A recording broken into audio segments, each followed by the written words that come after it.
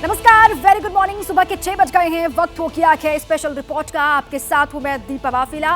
अब आगे बढ़ते हैं खबरों की ओर और सबसे पहले बात करते हैं चुनाव को लेकर ही। देखिए, कहा जाता है कि इतिहास एक दिन में नहीं बनता, लेकिन इतिहास बनने के लिए हर तारीख जरूरी होती है। 4 जून की तारीख भी ऐसा ही दिन होगा जब दुनिया के सबसे बड़े लोकतंत्र के महापर्व के नतीजे सबके सामने आएंगे। लेकिन इसमें अभी करीब 2 महीने का वक्त बाकी है। 7 फेज में चुनाव होने हैं। कई विपक्षी पार्टियों ने इस पर ऐतराज जाहिर किया है। खास तौर से कांग्रेस और टीएमसी ने लंबी चुनावी प्रक्रिया पर सवाल उठाए हैं। इसकी वजह क्या है?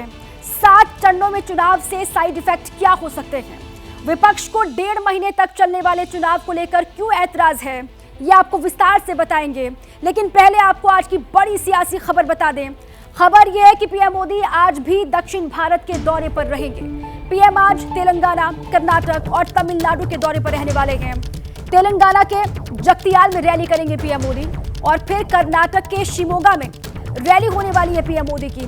उसके बाद शाम को तमिलनाडु के कोयम्बटूर में 4 किलोमीटर लंबा रोड शो होगा पीएम मोदी का। ये बड़ी खबर।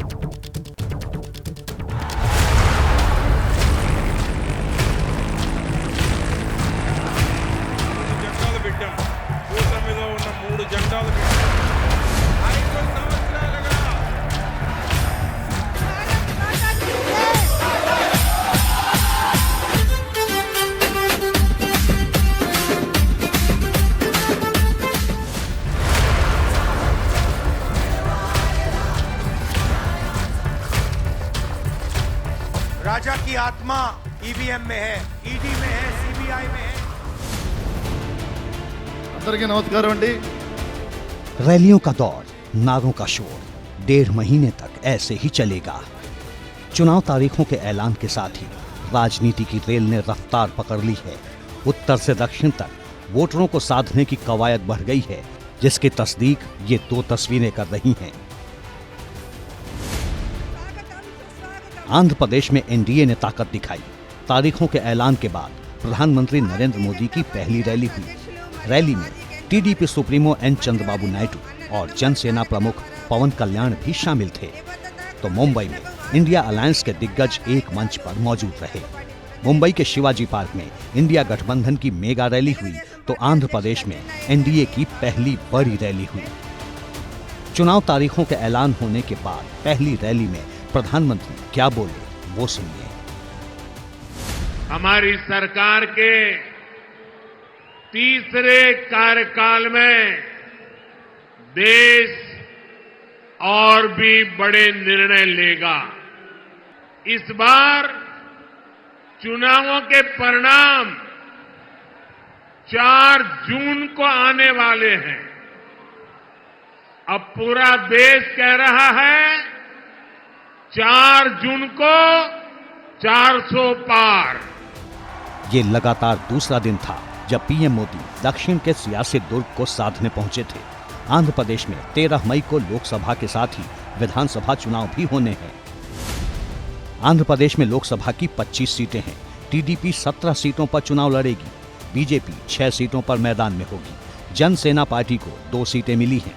इसी तरह आंध्र प्रदेश विधानसभा की 175 सीटों में बीजेपी 10 सीटों पर, टीडीपी 144 और जनसेना पार्टी 21 सीटों पर चुनाव लड़ेगी।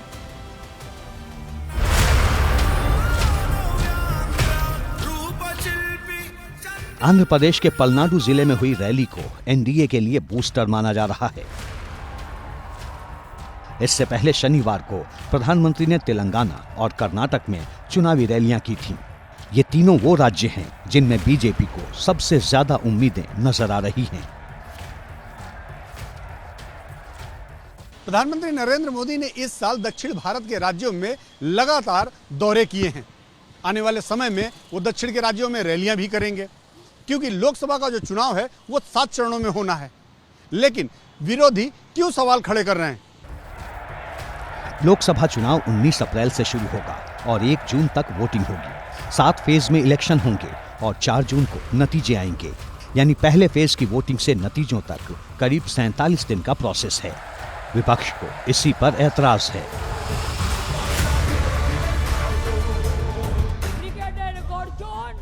This is 7. means nearly all development work will be stopped. And stopping nearly 70-80 days means you imagine how the country will progress. According to me, it's not good. He could have completed within 3 or 4 this thing.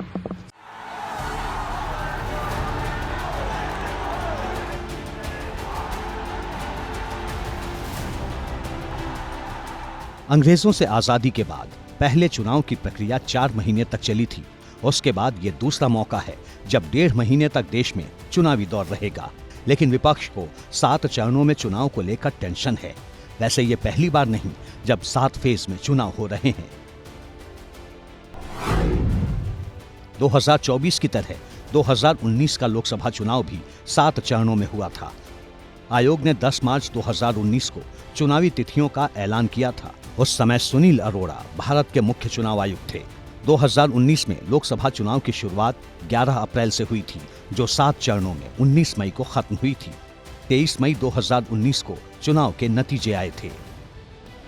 2014 में लोकसभा चुनाव ने इतिहास बना दिया था। कुल 9 चरणों में चुनाव हुए थे। 7 अप्रैल को पहले चरण का चुनाव हुआ था, जिसमें सिर्फ 2 राज्यों में वोटिंग हुई थी। 9 अप्रैल, 10 अप्रैल, 12 अप्रैल और फिर 5वें फेज की वोटिंग हुई थी। 12 मई को आखिरी फेज में 3 राज्यों में वोटिंग हुई थी। चुनाव के नतीजे 16 मई को आए थे। यानी ये पहला मौका नहीं है जब कई चरणों में चुनाव हो रहा है। तो फिर विपक्ष सवाल क्यों उठा रहा है? टीएमसी की दलील सुनिए। हम लोग तो बोल चुके हैं कि अगर 1 फेज या 2 फेज में इलेक्शन हो तो वोटर टर्नआउट ज्यादा होता है, लेकिन हमारे बात को कौन सुने? नहीं सुना। टीएमसी का तर्क है कि ज्यादा फेज में चुनाव होने से वोटिंग पैटर्न पर असर पड़ता है। लेकिन क्या वाकई ऐसा है? 7 फेज में चुनाव के विरोध के पीछे सियासत है या फिर वाकई विपक्ष की टेंशन वाला मामला है? जिन राज्यों में 7 चरणों में चुनाव होने हैं, उनमें देश के सबसे बड़े सियासी सूबे उत्तर प्रदेश से लेकर बिहार और पश्चिम बंगाल शामिल हैं। उत्तर प्रदेश में लोकसभा की 80 सीटें हैं, बिहार में 40 और पश्चिम बंगाल में लोकसभा की 42 सीटें हैं। तीनों राज्यों को मिला दें तो लोकसभा की कुल 162 सीटें होती हैं। दिल्ली की सत्ता का रास्ता देश के इन 3 बड़े राज्यों से होकर ही जाता है। बीजेपी के मिशन 400+ के लिए ये तीनों राज्य बेहद अहम हैं। अब की बार 400 पार, अब की बार तो विपक्ष की सियासी उम्मीदों का रास्ता भी इन्हीं 162 सीटों से होकर जाता है। ऐसे में सबके अपने नफा नुकसान हैं। मसलन, क्या लंबी चुनावी प्रक्रिया से विपक्ष की मुश्किलें बढ़ेंगी? 7 चरणों में चुनाव से क्या नतीजों पर असर पड़ सकता है? 7 फेज में चुनाव से किसे फायदा हो सकता है? सवाल ये भी उठता है कि 7 चरणों में चुनाव होना क्या बीजेपी की अगुवाई वाले एनडीए के लिए मुफीद है? तो क्या विपक्षी दलों के गठबंधन इंडिया के लिए मुश्किलें बढ़ा सकता है? पिछली बार भी 7 चरणों में चुनाव हुए थे और एग्जैक्टली ये 14 में भी करीब करीब यही था। एक तो वोटर बहुत बढ़ गया है। अब आप सोचिए कि इसी बार कितना हो गया, 97 करोड़ वोटर करीब होने जा रहे हैं। तो आप ये देखिए ना। दूसरा, चुनाव आयोग ये सुनिश्चित करना चाहता है कि वोटर को परेशानी नहीं हो, किसी तरह की वायलेंस नहीं हो, कानून व्यवस्था सामान्य रहे। इसलिए वो छोटे छोटे ये 7 चरण में होता है। जानकार मानते हैं कि असर तो होता है। लिहाजा सबसे पहले देश के सबसे बड़े सियासी सूबे की बात करते हैं। यूपी में बीजेपी 80 सीटें जीतने की तैयारी कर रही है। ऐसे में लंबे चुनाव से क्या असर पड़ सकता है, ये समझते हैं। यूपी में 7 फेज में चुनाव होंगे। चुनाव प्रचार के लिए अच्छा खासा समय होगा। हर फेज के बीच 6 से 7 दिन का समय है। अगले चरण की सीटों पर सियासी माहौल बनाने का पूरा वक्त होगा। हर फेज में पीएम मोदी और सीएम योगी की रैलियां हो सकती हैं। पीएम मोदी और सीएम योगी जब चुनावी रण में उतरेंगे तो सियासी माहौल में भी तब्दीली देखने को मिलेगी। खास बात यह है कि प्रधानमंत्री की लोकसभा सीट वाराणसी में आखिरी फेज में 1 जून को वोटिंग होगी। यानी प्रधानमंत्री नरेंद्र मोदी के पास कैंपेनिंग का पूरा वक्त होगा।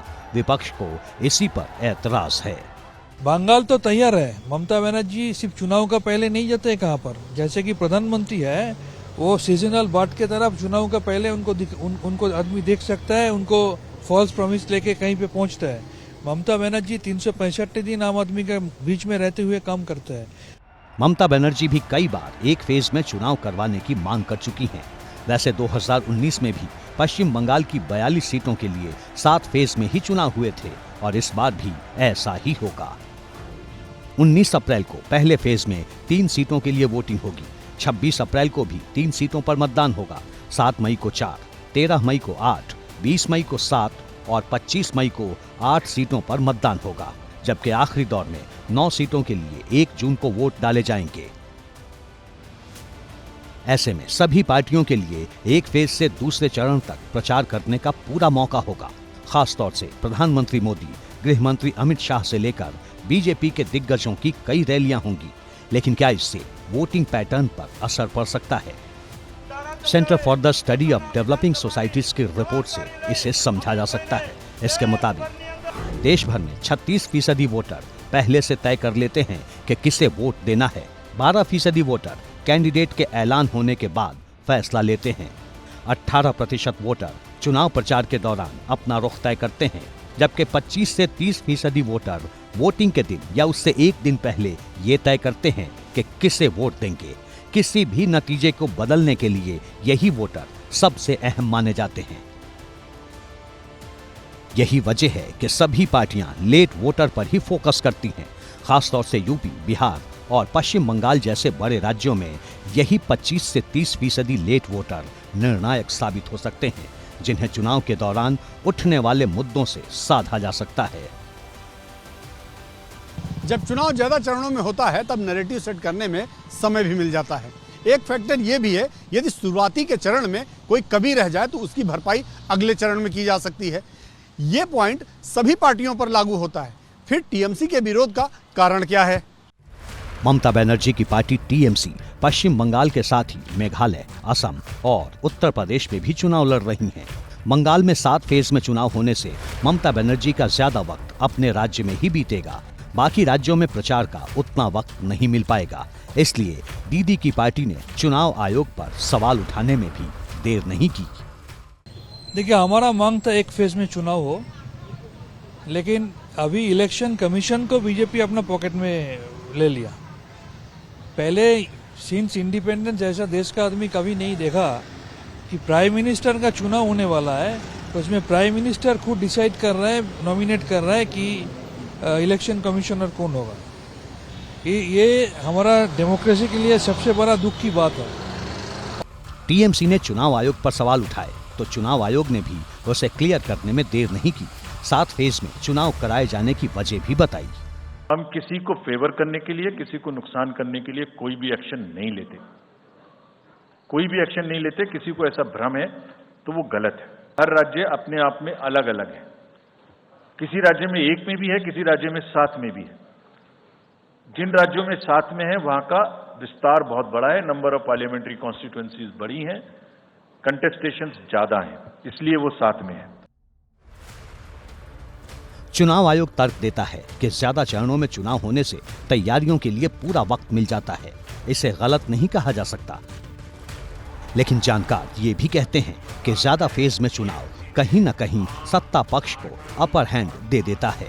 2014 और 2019 में बीजेपी की लहर हर फेज में बढ़ती रही। 24 में क्या होगा? क्या 400 प्लस का टारगेट पूरा होगा? ये तो 4 जून को ही पता चलेगा। चुनाव की तारीखों के ऐलान होने के बाद इंडिया अलायंस ने भी अपनी ताकत दिखाई। राहुल गांधी की भारत जोड़ो न्याय यात्रा के समापन के बहाने मुंबई में इंडिया अलायंस के दिग्गज जुटे। शिवाजी पार्क में महारैली हुई और इस रैली में राहुल गांधी की न्याय यात्रा के समापन के रूप में इसको देखा जा रहा है। लेकिन इसका मकसद एनडीए को इंडिया की ताकत का एहसास कराना है। बड़ा सवाल यह है कि बिना सीट बंटवारे के, बिना फॉर्मूले के और बिना किसी चेहरे के इंडिया अलायंस एनडीए को टक्कर कैसे दे पाएगा? देखिए इस रिपोर्ट।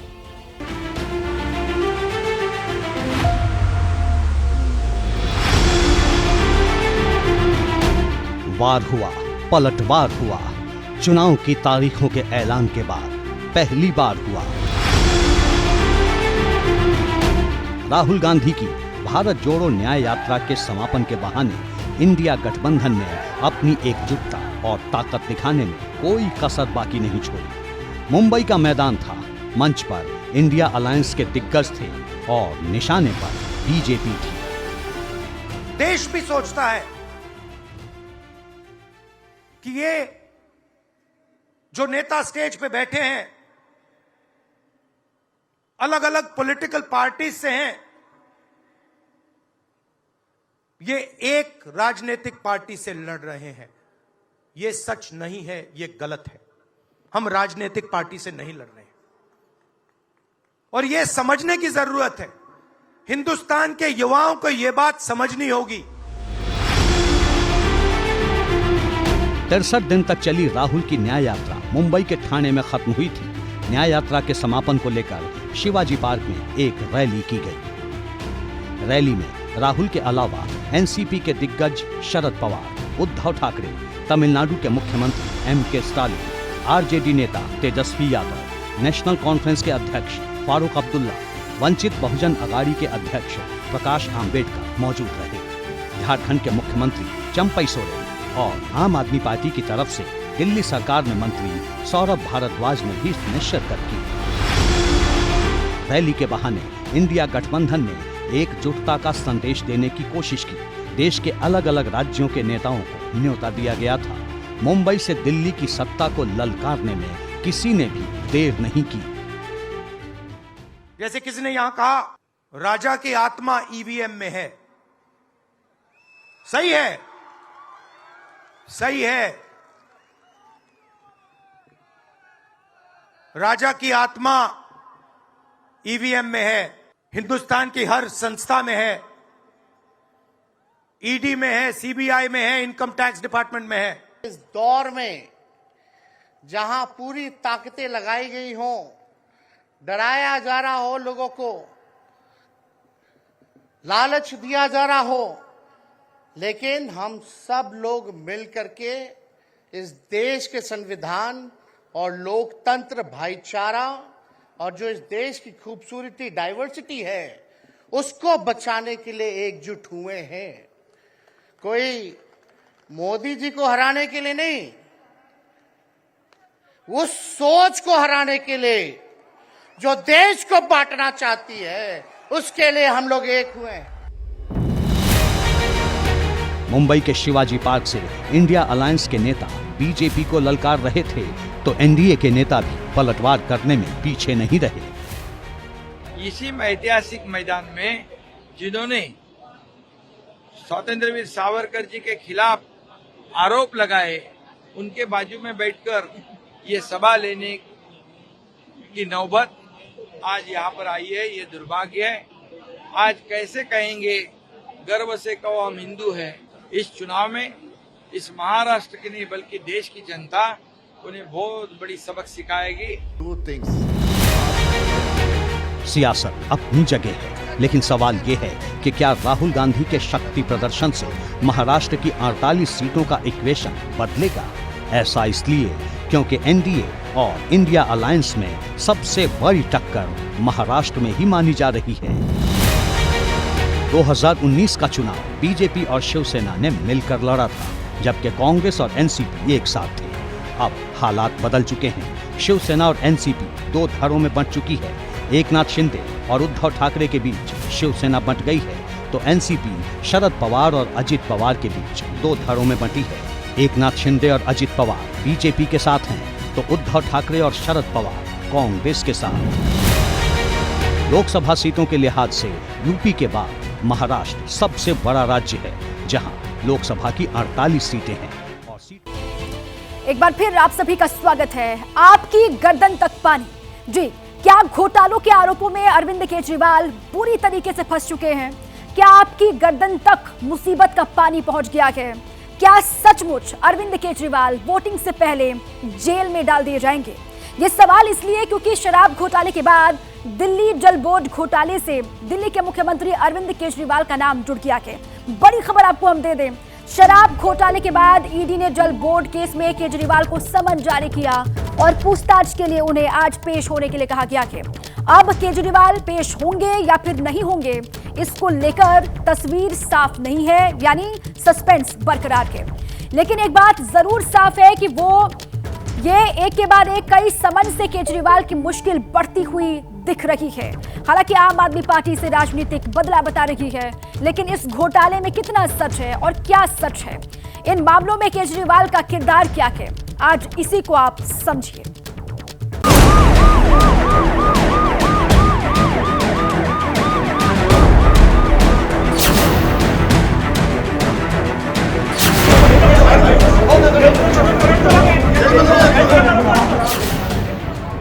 जमानत के बाद भी केजरीवाल को ईडी का समन।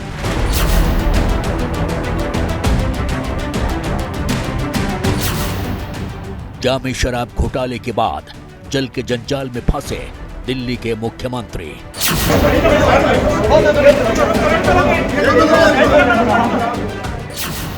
दिल्ली शराब घोटाले में 2 दिन पहले बीआरएस की नेता कविता की गिरफ्तारी के बाद दिल्ली में हलचल बढ़ गई थी। केजरीवाल को लेकर तरह तरह की अटकलों से सियासत गर्म होने लगी थी। इसी बीच चुनाव की तारीखों के ऐलान होते ही ईडी के 2 समन ने आम आदमी पार्टी के मुखिया की मुसीबतें बढ़ा दी हैं। तो क्या सीक्वेंस ऑफ इवेंट्स है कि अरविंद केजरीवाल जी कोर्ट जाते हैं, कानूनी प्रक्रिया का सम्मान करते हैं, कोर्ट उन्हें बेल देती है और समन लीगल है कि नहीं है उसको एग्जामिन करना शुरू करती है, लेकिन मोदी जी उसका वेट नहीं कर सकते हैं। मोदी जी इंतजार नहीं कर सकते हैं कि कोर्ट अपना फैसला देगी। उन्होंने शाम को ही अरविंद केजरीवाल जी को 2 और समन भिजवा दिए। ईडी ने दिल्ली शराब घोटाला मामले में 9वां समन भेजा। वहीं दिल्ली जल बोर्ड स्कैम के मामले में भी समन भेजकर हाजिर होने को कहा। जल बोर्ड घोटाला मामले में ईडी ने केजरीवाल को 18 मार्च के दिन पूछताछ के लिए बुलाया है। ये क्या है? ये कैसी गुंडागर्दी है? आज के दिन पे ईडी और सीबीआई मोदी जी के दोनों गुंडे बन के रह गए हैं। हमने देखा कि किस तरह से, जिस तरह हम बॉलीवुड की फिल्मों में देखते हैं कि बॉम्बे में कोई बड़ा सा डॉन है और उसके 2 गुंडे हैं, जो भी उस डॉन का विरोध करता है गुंडे जाके उसके साथ मार पिटाई कर देते हैं। यही ईडी और सीबीआई कर रही है। जो मोदी जी का विरोध करता है ईडी और सीबीआई उसके पीछे पड़ जाती है। आम आदमी पार्टी समन के खिलाफ आवाज उठा रही है और मोदी सरकार को कटघरे में खड़ा कर रही है, लेकिन बीजेपी केजरीवाल को भ्रष्टाचारी बता रही है। देखिए, अरविंद केजरीवाल का अब सम्मान नहीं है, अब अरविंद केजरीवाल को सिर्फ सम्मान है। ऐसा लगता है कि अरविंद केजरीवाल का हर विभाग में जहां हाथ रखिए वहीं भयानक घोटाला हो रखा है। ईडी समन के उल्लंघन मामले में मिली जमानत के बाद नई मुसीबत में फंसे केजरीवाल अब क्या करेंगे? क्या ईडी के सामने वो पेश होंगे या फिर किसी बहाने पूछताछ से दूरी बनाएंगे? इसको समझने से पहले दिल्ली जल बोर्ड घोटाले को समझिए। किस वजह से ईडी ने केजरीवाल को समन भेजा है? केजरीवाल की इस मामले में भूमिका क्या है? स्टेट ऑफ द हेड हैं, दिल्ली सरकार के मुखिया हैं, मुख्यमंत्री हैं। वैसे तो वो किसी मंत्रालय को अपने पास रखते नहीं है, लेकिन किसी मंत्रालय में उनके बगैर कोई काम हो नहीं सकता है, क्योंकि चीफ मिनिस्टर हैं। जिसको बुलाया जा रहा है वो गवाह भी हो सकता है ना, तो एक गवाही के रूप में आपको बुलाया जा रहा है। लेकिन अब उससे क्या होना है कि जब कोई व्यक्ति बिल्कुल सामना ही नहीं करना चाहता तो फिर उससे लगता है कि दाल में कुछ काला है। दिल्ली जल बोर्ड घोटाले का मामला नया नहीं है। ईडी का केस सीबीआई की एफआईआर और दिल्ली एंटी करप्शन ब्रांच से जुड़ा है। ईडी दिल्ली जल बोर्ड के 2 मामलों में कथित भ्रष्टाचार की जांच कर रही है। इस संबंध में जुलाई 2023 में ईडी ने दिल्ली, एनसीआर, केरल, चेन्नई में 16 जगहों पर छापेमारी की थी। ये छापेमारी दिल्ली जल बोर्ड के अधिकारी, एनबीसीसी के लोग और कुछ निजी संस्थाओं पर हुई थी। आरोप है दिल्ली जल बोर्ड की टेंडर प्रक्रिया में कई नियमों को ताक पर रखा गया था। करोड़ों करोड़ों रुपए की लूटपाट जल बोर्ड में मचाई गई है पिछले 8-9 सालों में। अरविंद केजरीवाल जब सत्ता में आए थे तो जल बोर्ड फायदे का सौदा था, 1,000-1,200 करोड़ रुपए प्रॉफिट में था। वो तो मेरिट पर पार्टिसिपेट सभी करते हैं, लेकिन ये भी एक खुला सच है, एक ट्रुथ है, कड़वा सच है कि स्टेट हेड जिसको चाहते हैं उसकी तरफ फैसला झुक जाता है। तो इस मामले में मुख्यमंत्री अपने आप को अलग नहीं कर सकते, निर्दोष सिद्ध नहीं कर सकते जब तक कि प्रक्रिया न्यायालय पूरी न करे। सवाल है कि जल बोर्ड में घोटाला कैसे हुआ और कितने करोड़ का घपला किया गया। दिल्ली जल बोर्ड घोटाले में बीजेपी का आरोप है कि 10 सीवेज ट्रीटमेंट प्लांट को 2 कैटेगरी में बांटा गया। पहली कैटेगरी में केवल अपग्रेडेशन होना था, दूसरी कैटेगरी में क्षमता बढ़ाने का ठेका दिया गया, इसी में सारा खेल कर दिया गया। दूसरी कैटेगरी में क्षमता बढ़ाने का काम होना था, इसके लिए 2022 में दिल्ली जल बोर्ड ने ठेके दिए जिनकी कुल वैल्यू 1,938 करोड़ रुपए के आसपास थी, जबकि इसकी अनुमानित लागत सिर्फ 1,500 करोड़ रुपए थी। आरोप है कि लाभ लेने के लिए टेंडर की कुल वैल्यू को करीब 30% बढ़ाया गया। 10 प्रोजेक्ट के लिए 10 डीपीआर बननी थी, लेकिन 2 ही बनवाई गई और इसे सभी 10 पर लागू कर दिया गया। टेंडर किए गए, कागजों पे काम दिखा दिए गए, ठेकेदारों को पेमेंट हो गई, ठेकेदारों से कमीशन ले ली, 4 अधिकारी इनके गिरफ्तार हुए रिश्वत लेते हुए। कौन जवाब देगा? अरविंद केजरीवाल को जवाब देना होगा।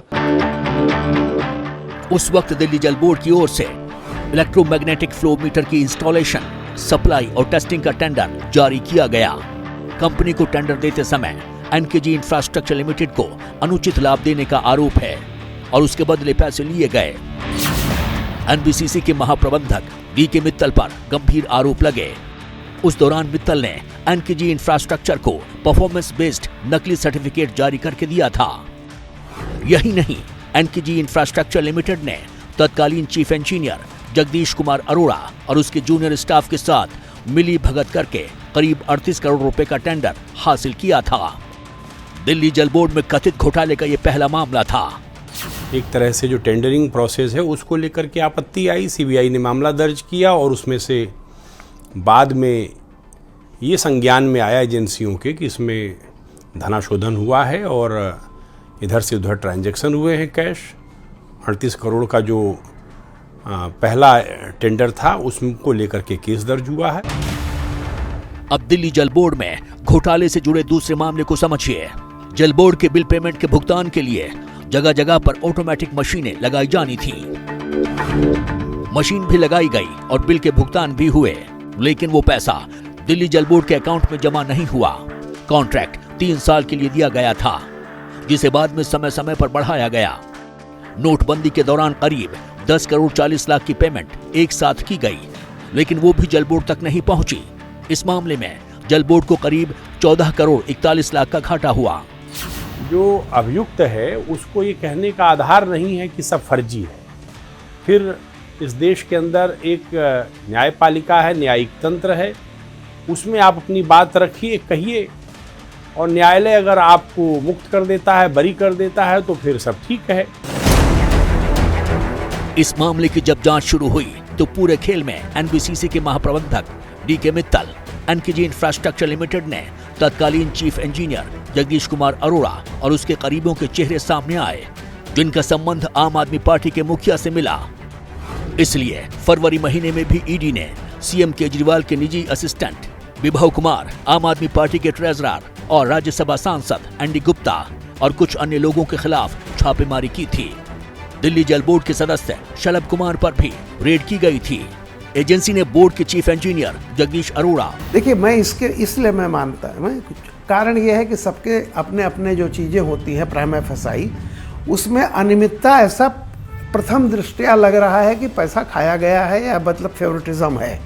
अब वो क्या है इस पर देखिए, चूंकि मैटर्स जब सबजुडिस होता है तो हम कोई एक चीज़ को प्रमाण तो नहीं कह सकते, क्योंकि एक पार्टी एक्यूज़ करेगी, दूसरी पार्टी डिनाई करेगी।